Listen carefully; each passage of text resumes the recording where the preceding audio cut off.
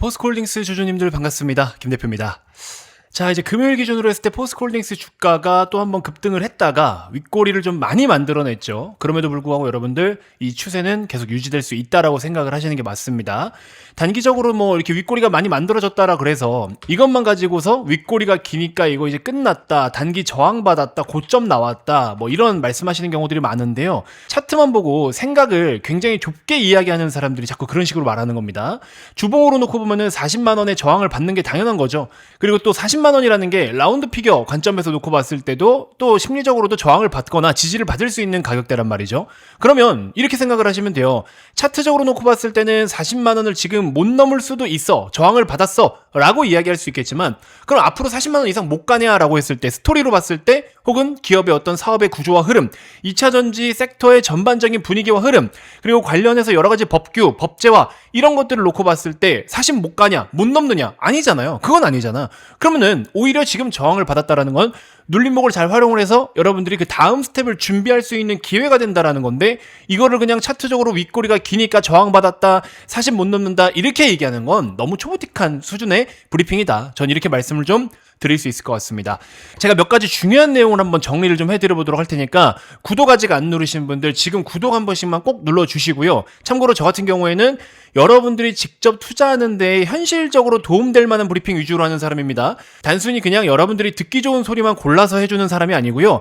실제로 저도 매매를 하고 있고 저도 투자를 하고 있지만 실제 투자자 관점에서 제가 여러 가지 조언들을 해드리는 사람이기 때문에 구독 눌러주시면 여러분들 절대 후회하지 않으실 겁니다. 어려운 거 아니고 시간 많이 드는 거 아니고 돈 들어가는 거 아니니까 지금 구독 한 번씩만 꼭 부탁드리도록 하겠습니다. 참고로 여러분들, 김 대표가 직접 운영하고 있는 카톡방이 있습니다. 저만 단방향으로 이야기를 할 수 있는데 여러 가지 공부할 만한 것들, 여러분들이 투자하는데 평소 보고 듣지 못했던 내용들, 그런 구조와 관점 같은 것들, 그러니까 이 모든 게 실제로 실전에서 매매하는 것들, 제가 직접 매매해서 수익 내는 것도 공유를 좀 해드리고 있고요. 뭐 리딩 그런 개념은 아닙니다. 리딩이 될 수 있지만 그런 게 아니라 다 같이 공부를 하자라는 뜻에서 이렇게 제가 또 준비한 거니까 오셔서 한번 참고를 해보시고요. 여기 보시면 간단하게 알아두실 만한 구조, 그래서 2차전지 섹터가 최근 강하게 움직이고 있는데 배터리는 화학기술을 베이스로 한 제품이다, 전기차는 단순 기계죠, 이러면서 쉽게 여러분들 설명할 수 있는 것들 제가 설명을 잘 해드리고 있으니까요. 앞으로도 주식을 계속 하실 거면 이렇게 투자 관점을, 그리고 또 구조를 알아가시는 거 너무 중요합니다. 이제 그런 것들 위주로 제가 그냥 혼자 기록을 좀 하는 공간이니까, 또 종목들도 언급을 드리고 있고 관심 가져볼 만한 것들 어떤 거 살펴보셔라. 그리고 또 제가 개인적으로 매매하고 돈 버는 것들도 한 번씩 보여드리고 있으니까 잘 참고해 보시고요. 인원수가 어느 정도 차면 방을 잠글 겁니다. 그러니까 미리미리 신청하셔서 꼭 한 번씩 들어와 보시고요. 현재 보고 계신 영상 고정 댓글에 링크를 하나 걸어놨습니다. 이거를 클릭하셔서 신청하시면 입장 링크 제가 보내드리도록 할 테니까 바로 요 카톡방에 들어와 보시길 바라겠습니다. 돈 들어가는 게 없다라는 거 다시 한번 강조 드려봅니다. 자, 일단 몇 가지 한번 말씀을 드려볼 건데, 이걸 먼저 좀 언급드리고 싶어요. 여러분들, 2차전지 섹터를 지금 시장에서 바라보는 관점이 되게 다양하잖아요. 근데 크게 두 가지로 지금 나뉘고 있는 것 같거든요. 첫 번째는 전기차가 얼만큼 팔리느냐, 전기차가 잘 팔려야 돼, 뭐 이런 식으로 많은 분들이 이야기를 하고 계시잖아요. 그 다음에 이제 두 번째로는 요즘 언급되고 있는 게 전고체 배터리 쪽이 언급되고 있잖아요. 근데 이 전고체 같은 경우에는 뭐 휴머노이드라든지, 휴머노이드를 비롯해서 차세대 어떤 기술들이나 제품들의 요쪽에다가 이제 전고체 배터리가 탑재될 거라는 기대감이 또 형성이 되고 있습니다. 그러면 이거를 좀 구분해서 볼 필요가 있는 게 뭐냐면, 여러분들 잘 보세요. 많은 개인 투자자분들이 투자를 하면서 좀 어려워하는 부분이 뭐냐면, 여러분들 2차전지 섹터만 가지고 딱 설명을 드릴게요. 2차전지 섹터를 투자하고 싶은데 전기차에 대해 키워드를 두고서 투자를 하시는 분들은요, 가치주나 실적에 대한 걸 보고 투자하시는 분들이에요. 그래서 밸류를 따지고 들어가는 거거든요. 가치주, 실적주. 그 다음에 전고체를 보고 투자했다, 휴머노이드나 차세대 기술을 보고 투자했다 하시는 분들은요, 이건 이제 성장주를 보듯이 보는 겁니다. 그럼 성장주라는 거는 모멘텀을 보고 투자하는 거거든요. 이게 달라요. 어떤 차이인지 이제 많은 분들이 모르시는 경우가 있는데, 예를 들어 현대차로 볼게요. 현대차가 주가가 올라가려면 어떻게 해야 돼요? 기본적으로 어떻게 해야 됩니까? 자동차를 많이 팔아야 됩니다. 많이 팔아야 한다. 그쵸? 그래야 실적이 좋아져야 주가가 올라갈 거 아니에요. 근데 최근에는 자동차를 많이 팔아서 올라간 겁니까, 현대차가? 현대차 주가 다 보신 분들은 아실 거 아니에요. 직접 한번 보세요. 어마어마하게 올라갔는데 현대차가 작년 여름 때부터 저점 대비해가지고 지금 260%나 올랐습니다. 어마어마한 상승이죠. 최근 상승만 놓고 보더라도 150%가 올랐는데, 현대차가 이렇게 오른 이유가 뭐였습니까? 결국에 로봇에 대한 밸류를 반영하면서 상승을 보였다라는 겁니다. 그럼 로봇은 지금 판매하고 있어요? 아니죠. 미래에 대한 기대감, 미래 모멘텀을 가지고 지금 땡겨서 미리 움직이는 거잖아요. 그러니까 밸류라는 게 필요가 없다라는 거죠. 성장주의 성향으로 올라간 겁니다. 현대차는요 매년 14조 원대의 영업이익을 꾸준히 내고 있는 상황입니다. 그러면 실적적인 측면에서 놓고 봤을 때는 올해도 14조, 내년도 14조, 내후년도 15조, 성장률로 따지면 얼마 안 돼요. 하지만 그럼에도 불구하고 실적 증가가 별로 없는 기업이 이렇게나 주가가 많이 올라갔다라는 건 답은 하나인 거죠.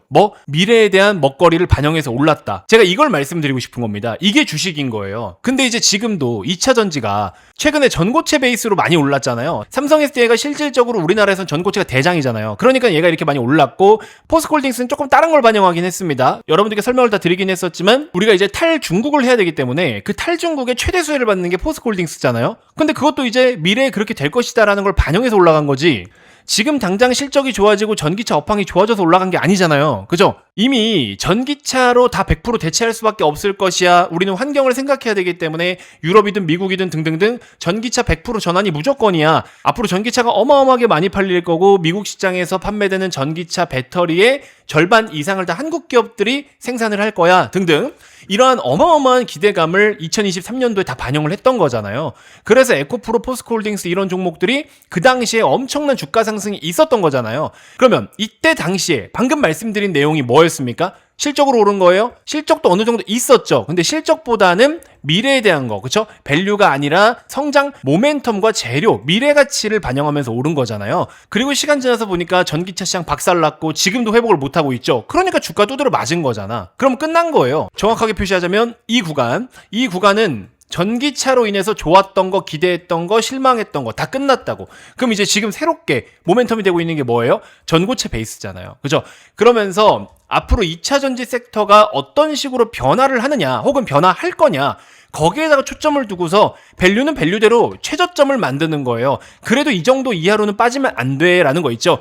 그래도 지금 전기차를 못 팔지만 이 정도의 매출과 이익은 내잖아. 그러니까 주가의 최소한의 마지노선과 하단선은 이 밸류로 정해지는 거고 상방에 대한 영역은 상승 영역은 이걸로 정해지는 거죠. 전고체를 판매하게 되면 이쪽도 들어가고 뭐 다른 것들도 들어가면서 얼마큼의 돈을 벌 거고 등등등. 그러면서 이런 종목들이 주가가 홀홀 날아갔던 거죠. 레이크 머티리얼즈 그래서 보시면은 저도 지금 들고 있지만 상한가 한번 갔다가 다음날 추가적인 급등, 이수 스페셜도 처음 상한가 그 뒤에 또 쭉 급등 이런 식으로. 그래서 무슨 말씀을 드리고 싶냐면 주식을 볼 때는요 지금 이걸로 보고 있는 거냐 이걸로 보고 있는 거냐 이거 되게 중요한 겁니다. 이걸 이해 못하시면요 여러분들 수익을 내야 될 때 못 내고 자르고 나와야 될 때 묶여가지고 오랜 시간 동안 고생하는 거예요. 뭐를 반영하면서 올라가고 있냐, 어떤 걸 반영해서 주가를 끌어올리고 있냐, 이게 굉장히 중요합니다. 그래서 현대차는 말씀드린 것처럼 자동차 1번 요거 밸류, 실적, 가치 이걸로 올라가는 게 아니라 로봇 때문에 올라온 거니까 로봇은 성장주와 모멘텀으로 오른 거다.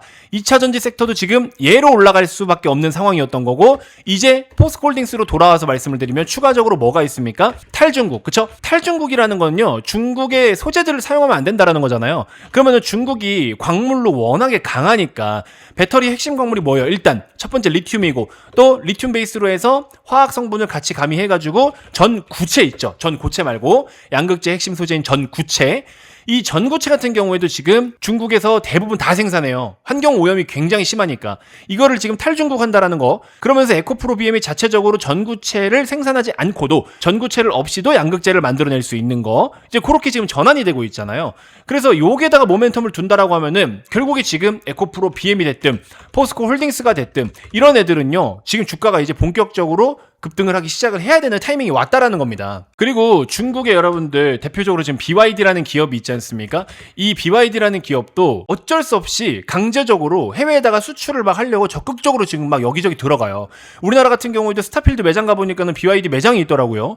그리고 이제 길거리 도로에 돌아다니다 보면은 BYD 차량이 좀 보이긴 보여요. BYD가요 미국에는 직접적으로 못 들어가지만 유럽이나 기타 신흥국에 엄청 침투가 빠릅니다 지금. 그리고 BYD 기준으로 했을 때 공식적으로 부채가 그렇게 많지는 않은데 BYD의 협력업체에다가 지불을 해야 될 외상 매입급 있죠. 숨겨진 부채라고 우리가 보통 이야기하는데 그게 거의 진짜 지금 한 60에서 70조 정도가 된다라고 해요. 이게 뭐다? 외상 매입. 만약에 중국에서 공급 개혁이라든지 자금 흐름 경화가 생긴다 이랬을 때는요, 우리 부동산 쪽에 헝다그룹 있잖아요. 이제 그런 것처럼 큰 폭탄이 터질 수도 있다라는 걱정이 지금 사실 시장에 조금 돌아다니고 있긴 합니다. 근데 어쨌든 얘네가 터지면은 우리나라 기업들이 더 수혜를 받을 수 있는 건 사실이니까.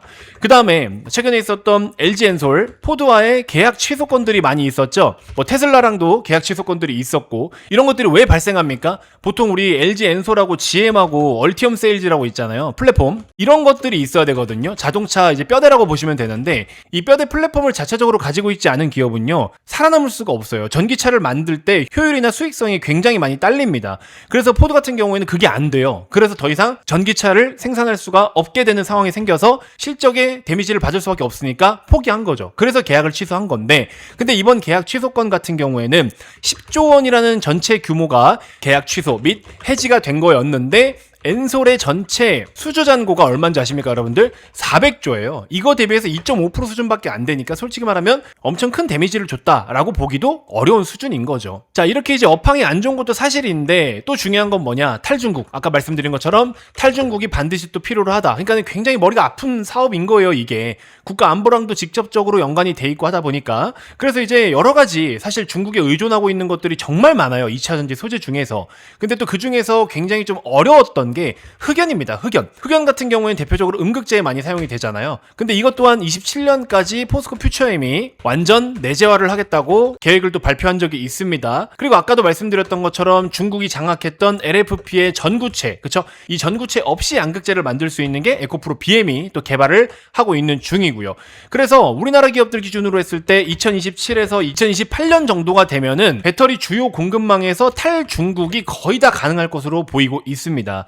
근데 이제 또 중요한 건 뭐냐면 전기차에만 판매가 되는 게 아니라 이르면 올해나 내년 27년부터는 또 새로운 수요처들이 생기고 있죠. 전기차 외에도 뭐가 있습니까? ESS라든지 에너지 저장 장치, 그 다음에 휴머노이드 로봇, 그 다음에 로보택시, 이런 것들, 이쪽으로도 배터리 수요가 앞으로도 많이 증가를 할 거고 거기에 필요한 여러 가지 모델들을 지금 우리나라 기업들이 다 연구 개발하고 있기 때문에 오히려 배터리 업황이 호황이 올 것이 27에서 28년 정도를 보고 있는데, 그걸 대비해서 이 기대감을 땡겨 올라갈 수 있는 타이밍이 지금이에요. 지금 그렇게 올라갈 수밖에 없다라고 저는 말씀을 드리고 싶고, 거기에 핵심적인 기업이 뭐냐? 당연히 포스코홀딩스죠. 뭐 포스코홀딩스 주주님들은 잘 알고 계시겠지만 포스코홀딩스가 리튬 사업만 놓고 봤을 때 리튬 캐파가 올해 약 9.3만 톤 정도의 캐파를 확보를 하게 될 거고, 이게 이제 글로벌로 따지고 놓고 보면은 4에서 5위 정도 이렇게 된다라고 보시면 됩니다. 그리고 이제 또 메리트가 있는 게 뭐예요? 일론 머스크도 몇 년 전에 언급했던 거잖아요. 저거 완전 돈 복사하는 사업이다.